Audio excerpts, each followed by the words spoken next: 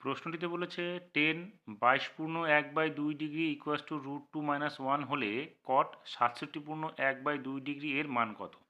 তাহলে এখানে যে অংশটুকু দেওয়া আছে 10 22 পূর্ণ 1/2 ডিগ্রি ইকুয়ালস টু √2 - 1 সেই অংশটা আমরা নিয়ে নিব, সেটা নিয়ে আমরা সমাধান করব।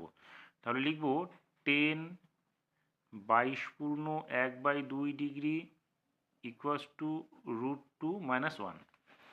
এবার আমরা এটাকে কি করব, পুরো কোণে ভাঙাবো। সেটা কি লিখবো এখানে?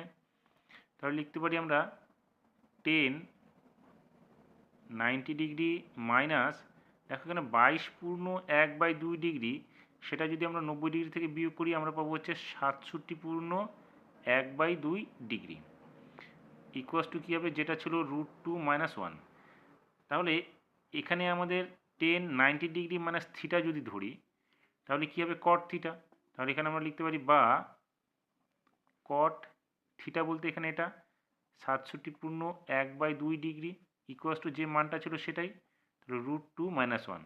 তোমরা দেখবে 22 পূর্ণ 1/2 ডিগ্রি যোগ 67 পূর্ণ 1/2 ডিগ্রিগুলো কিন্তু 90 ডিগ্রিই আসবে।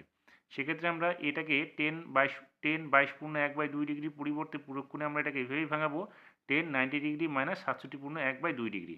এবার এখানে আমরা 10 90 ডিগ্রি মাইনাস এটাকে যদি থিটা ধরি তাহলে 10 90 ডিগ্রি মাইনাস থিটা মানে হচ্ছে কট থিটা, সেক্ষেত্রে হবে কট 67 পূর্ণ 1/2 ডিগ্রি, অর্থাৎ মানটা পেলাম কত, √2 - 1, যেটা আমাদের প্রশ্নে চেয়েছে।